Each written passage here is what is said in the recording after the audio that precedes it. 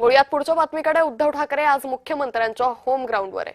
उभाठाकडून नागपुरात रामरक्षा पठण केलं जाणार आहे, महाआरतीही केली जाणार आहे। मंदिरासमोरील रस्त्यावरच उद्धव ठाकरेंची सभा होणार आहे। अयोध्येतील चोरीच्या मुद्द्यावरून भाजपला घेरण्याचा प्रयत्न आहे। शिवसेनेकडून सरसंघचालक मोहन भागवत, मुख्यमंत्री देवेंद्र फडणवीस यांना या कार्यक्रमात सहभागी होण्यासाठी निमंत्रण देण्यात आलेले आहे। ते या कार्यक्रमात सहभागी होता का हेही पाहणं तितकंच महत्त्वाचं ठरणार आहे।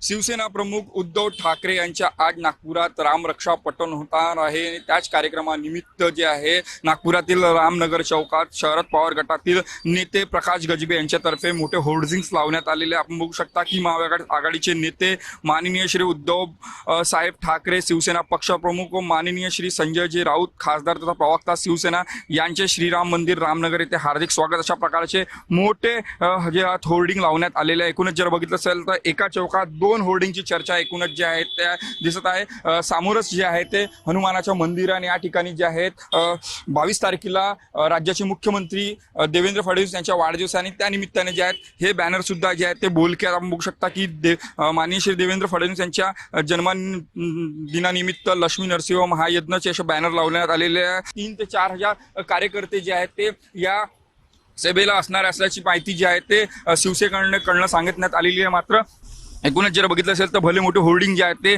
शिवसेनेकडनं लावण्यात आलेले आहे। बाळासाहेब ठाकरे यांचे सुद्धा होर्डिंग जे आहेत ते इथं लावण्यात आलेले आहेत। हे स्वागत गेट आहे, स्वागत गेटवर जर बघितलं असेल तशा प्रकारचे होर्डिंग लावलेले आहेत। त्यासोबतच एका चौकामध्ये 2 बॅनर लागलेले आहेत। उद्धव ठाकरे यांच्या स्वागताचे बॅनर लागलेले आहेत, रामरक्षाचे बॅनर लागले आहेत, तर दुसरे बॅनर जे आहेत ते देवेंद्र फडणवीस यांच्या 22 तारखेला असणाऱ्या वाढदिवसाचे बॅनर लागले। त्यामुळे एकूणच जे आहे ते राजकीय वादंग जे आहे ते नागपुरात पाहायला मिळणार आहे। कॅमेरामॅन मंगेश मोहितेसह तेजस मोतुरी, जय महाराष्ट्र न्यूज, नागपूर।